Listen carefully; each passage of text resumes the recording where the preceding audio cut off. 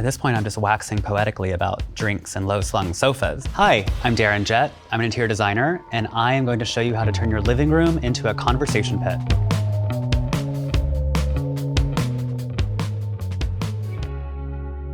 So this is Matt and Reese, and this is their apartment. Their apartment is already so gorgeous, but it's just not as functional as they'd like it to be. All the furniture is just a bit too heavy, it's a bit too bulky. It doesn't give the impression of someone who is really hosting a lot of really cool people, listening to really good music, and staying up way till late. Currently, there's only 4 to 5 seats. You can get maybe 1, 2, maybe 3 people on the sofa, and you get 2 in these chairs over here. It's not a lot of space.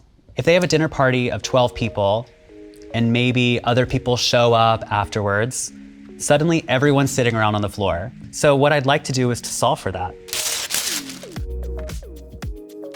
One issue is that the seating is too formal, so I'm going to make it more casual. Instead of just simply rearranging the furniture, which granted would be the easiest thing to do, it wouldn't really give us what we're trying to achieve. We could, for instance, start to have the seating do something like this, where suddenly the living room really becomes much more about conversation, but we just don't have enough seats yet. We're going to repurpose the furniture elsewhere. We're going to end up with a blank slate. Boom, boom, boom. The plant stays. The plants always stay. Always. So we really want to have more seating. We really want to create this sort of conversation pit, sunken living room. A sunken living room is this very dedicated arrangement of nothing but seating. The only thing that really happens here is conversation. It's talking, it's hanging out. You're not really necessarily watching the game or watching TV.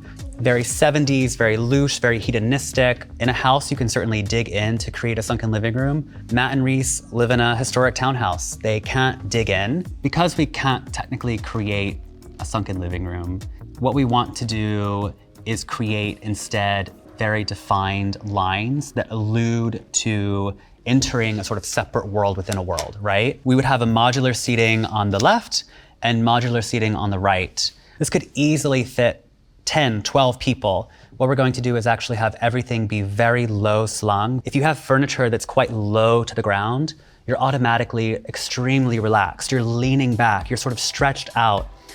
You're very, very comfortable and it's very casual. Let's get into how dark this apartment is. Right now, the lighting is not ideal. Lighting is so paramount for me. I'm a freak about lighting. I'm a freak about looking good and also my guest feeling like they're looking good. If you have a living room and everyone's sitting down quite low, why not have a pendant that hangs all the way down so that when you are sitting down, everything feels very dramatic. I see sconces that offset the window to the right. We should also talk about uplighting. Uplighting is a tool that's used often in restaurants, hotels, lobbies, places that are meant for gathering, for entertaining. Uplighting is very important in a space that has a sort of low slung vibe. Uplighting would go behind the sofas as well on their own switch. All of these things create an atmosphere that is perfect. Currently, the design is not very cohesive. Pretty recently, Matt moved in and they find themselves living in Reese's apartment.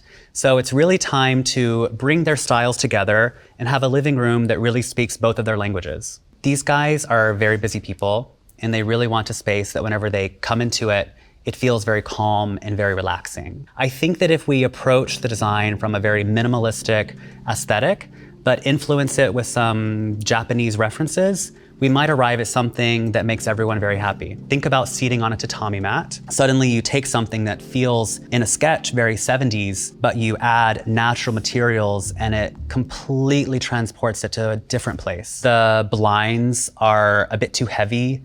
They're a bit too dark. What I'd really like to do is to create this sort of Japanese lantern effect, right?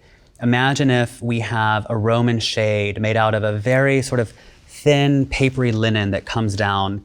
In the daytime, the whole room would sort of glow. And at nighttime, it would be reflecting the light that's inside. To keep the place from feeling at all too cold, I would like to keep on thinking about all of the wood that is currently in the house. Right now, all of the window frames are this beautiful stripped wood. I would imagine that this trim molding up here on the ceiling looks exactly like this underneath all these layers of paint. If we can strip all this away, it would be a big benefit to the project. It would make the space feel so much warmer, and it would also really hit home the fact that these guys have a beautiful living room with beautiful details that are original, and it's further contrast to what we're creating down below. This final render, I'm walking into Matt and Reese's new living room. I see in front of me the most beautifully lit space. I see a low slung sofa that really acts as a conversation pit, a low coffee table with a pendant that hangs delicately above it. The overall energy and vibe of the room is very warm. It's very clean, it's very minimal, but overall it's extremely warm, it's very comfortable. It's a place that I really want to hang around and stay in for a while. And that is Matt and Reese's redesign. Do you want advice on your space? Submit in the description below.